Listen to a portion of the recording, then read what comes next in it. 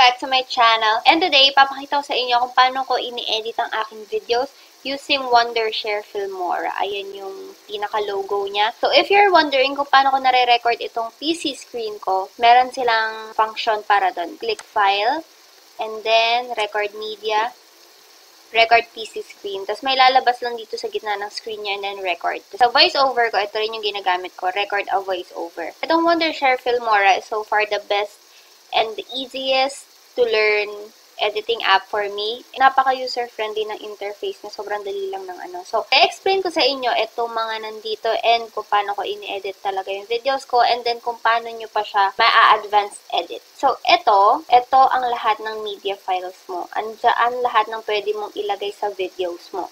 So, this is the preview screen. Ito na yung so far na na-edit mo. Diyan mo makita. And ito na yung editing area. So, dito sa media, ito lahat ng ilalagay mo na video clip sa video mo. Click import media files, and then, ayan na. Pwede ka na kunyara, lalagay ko to.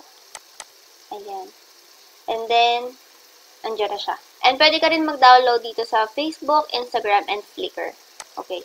Tapos record, ito na yung ito. Mas madali pala dito. Record pieces. So, sample colors. Ito naman yung mga ayan, mga blanco lang.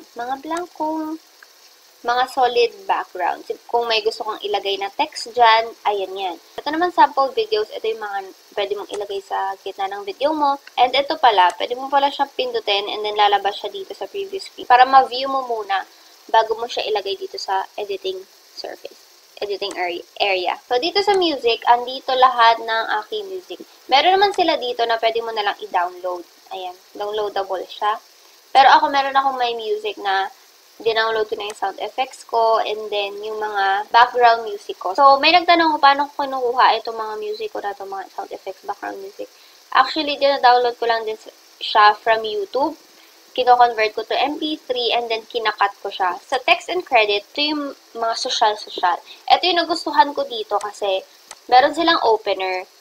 Ito, parang ito na yung pwede mo na itong gawing intro. Yan. Pindutin mo lang yan. Tapos pwede mo siya i-view dito. Ayan. Tapos i-edit mo na lang yung text niya dyan. So, for example, kunin natin to. Click mo yung add project. And dito mo siya ma-open. Tapos double-click. Lalabas yung editing ng, ayan. Pwede mo siya ma-edit dyan. Kunyari, Trisha. Trisha's my real name, by the way. Yan. Meron din siyang line. Nakita nyo yan? Ayun yung line. Na nagsasabi sa'yo kung nasa gitna ba siya ng picture. Ito. Edit natin siya. Kunyari, Lou and Seti.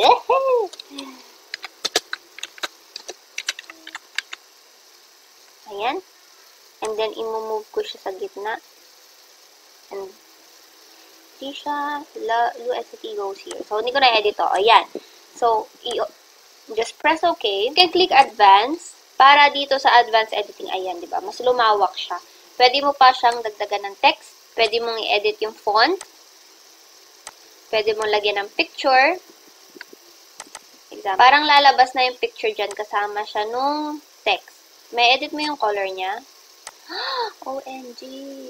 Okay, so nawala na yung kulay kanina. And then, pwede mo siyang iganyan. May mga effect sila dito. Opacity, kung gaano kalinaw yung text. And then yung blur, kung gaano siya ka-blur.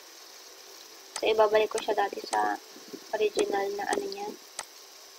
Ayan. Pwede ka rin maglagay ng border. Ayan. This is very cute kasi. Ayan. May border. Meron ding shadow. Ayan. Meron blur. Ayan. Nakita nyo, nagkakaroon siya ng shadow sa likod. So, pwede nyo rin ma-edit yung bilis dito. Lapit nyo lang siya doon. Mabilis. Pag nilagay natin siya dito, babagal siya kasi parang sasabay na siya doon sa pangalawa. Ayan, medyo matagal. Since meron akong sariling intro, hindi ko yun gagamitin. So, sa titles, pareho lang to ng opener. It's just that wala siyang background. Nakita niyo yung solid background kanina, diba? Dito wala. Talagang yung animation mo na. Pwede mo maging background dyan kung ano yung clip mo dun sa video. Okay, lower thirds, ito yung nakikita nyo dito sa baba. Ito yung nakikita nyo dyan. Yan. Subtitles, ayan, pwede mo siya lagyan dyan. I-edit mo na lang siya. Just click the text, pwede mo siya ma-edit. End credits, ginagamit ko sa aking Bible verses. Meron din silang mga beauty pack and summer packs. Marami pa sila doon sini, mga sci-fi. Pero ito yung may mga arty-arty. Ayan. Specialized para sa beauty. Ito sa summer. Ayan, ang cute nito. Super cute. Sa transitions, ito naman yung malalagay mo sa videos mo. Yung para hindi siya harsh, yung pagpapalit ng scenes. Tapos, ito namang filters, para lang siyang sa picture. Lalagyan mo ng filter yung pinaka-film. Itong overlays, pwede mo siya ipatong doon mismo sa video. Ipapakita ko sa inyo later. Kunyari, itong picture, i-add ko siya. For the filters, pwede mong ilagay ito. Click add, and then ganyan na yung filter mo. Sa overlays, kunyari, ayun siya, napunta siya doon sa baba. Letter, ayan, no, tinan nyo. Cute. Ayan, pwede nyo pala siya i-zoom in, zoom out, ayan.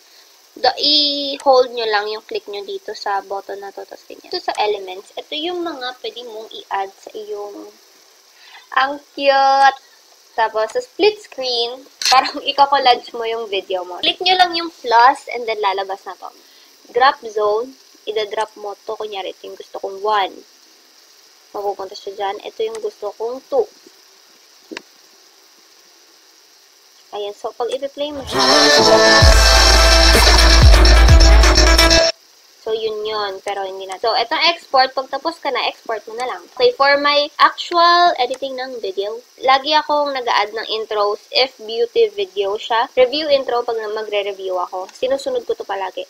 Videos, ito mga overlays, mga picture-on-picture, text, and then sound effects. So, una kong ginagawa, since nandito siya sa upper part, is kinakat ko muna yung video and then lalagyan ko ng picture-on-picture. Kung kailangan, lagyan ko ng text and then sound effects. Ayun na yung sinusunod ko. Pwede nyo rin pala siyang i-zoom. Press this one, pan and zoom. Lalabas yan. So, ito, pwede mo siyang, ito, 6:9. Para hindi mawala yung, ano niya, ito yung preview screen. Pinlay mo siya. Diba, na-zoom? And then, pwede mo rin siyang color tuning. Ito naman, babaguhin mo yung kulay niya. Ayan, temperature, bababaan. Ayan, parang ka nag-edit ng picture, pero video yung ine-edit mo. So, this one, ito namang wand na to. Ayan, parang pang-censored, ganon. Picture-on-picture simply means pagdadagdag mo ng picture sa ibabaw ng video. Okay, so para magawa mo yun, diba? Since meron ka ng video dyan sa taas, i-hold and drag mo to dito sa pangalawa. Yan. And then, lalabas siyang nakapatong doon sa video. So, liitan mo lang siya. And then, ayan na. So, try natin sa video on video. Let's add this one. Drag. So, madalas itong ginagawa sa mga reactions. Ayun. Text and credits.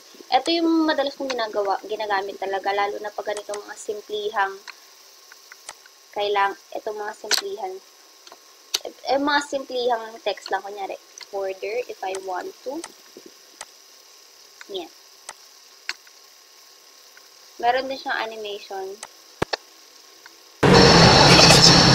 Ayoko ng ganyang animation, so, double click, animation, and then double click mo yung no animation para hindi siya nag-flash bigla.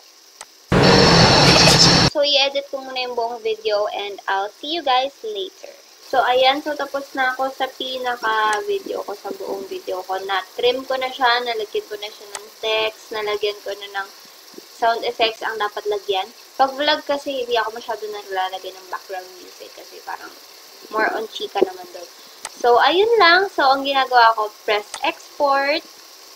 You can save the file muna kung hindi mo pa siya i-export para sure na nandyan pa rin yung in-edit mo. So, name, let's just name it vlog. So, dito, ayan, may edit mo siya na MP4, AVI, MOV. Ito for iPhone format. Ito naman, pwede mo siya i-upload agad sa YouTube, sa Facebook, Vimeo, tsaka, what is this? DVD. I-burn mo ata, I'm not sure.